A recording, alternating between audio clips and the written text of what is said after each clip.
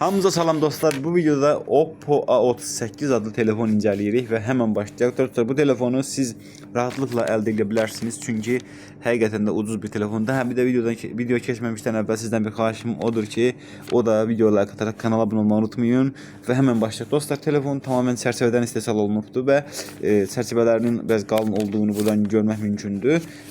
Həmçinin bu IPS bir ekranda səhv eləmirəmsə. Görmüş olduğunuz kameralarda 2 ədəd kameradır. Bir ədəd yəni kameranın yanında da bir dənə balaca LED flashimiz mövcuddur. Qiymətinə görə də dostlar, yəni pis olmayan bir dizayna sahibdir həqiqətən. Yəni Oppo'nun bu işi xoşuma gəldi. Və böyür çərçivələrində görmüş olduğunuz səs artırıb azaldan bir ədəd barmaq izi sensorunu görmək mümkündür. Və başqa da bir şey yəni yoxdur böyrünün başında. Sim yuvası falan filan olur. Dostlar, telefon 4G-ni dəstəkləyir. Yəni telefon 2023-cü ildə istehsal olunub və bu telefon 190 qramdır. IP54 su sıçramalarına qarşı sadəcə dayanıqlılığı mövcuddur və salam. Yəni başqa bir dayanıqlığı yoxdur. Dostlar, az öncə də dediyim kimi ekranımız IPS LCD-dir.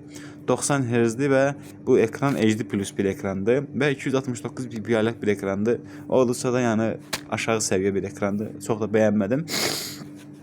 Dostlar, telefonumuzun prosesoru MediaTek'dir. Helio G85 12 nanometr. İndiki dövrdəki standartlara da cavab verməyə bilər. Çünki köhnə prosesordur.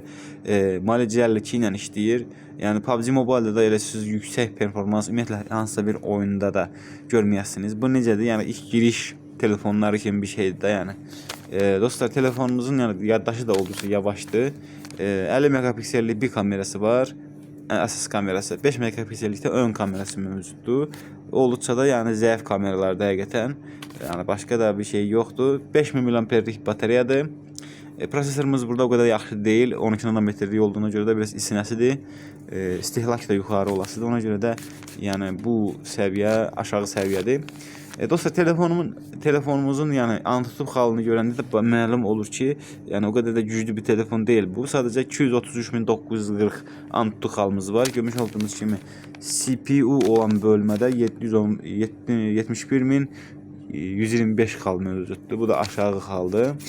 Yəni indiki ən az ucuz telefonlarda məsələn 400.000 hal olaraq bilinir. Ancaq burada görmüsünüz 233.000 haldır. Telefona almaq istəyirsinizsə alın. Nəyə görə ala bilərsiniz? Sadəcə gündəlik YouTube üçün, məsələn, WhatsApp-a girmək üçün ən azından yəni buna yarayır. Ən azından buna yarayır. Ona görə də yəni almaq mümkündür. Amma başqa bir şey üçün yəni bunu düşünməyə bilərsiniz. Yüngül var, insan qrafikası zəif oyunlarda oynaya bilərsiniz məsəl üçün. Yəni bu qədər.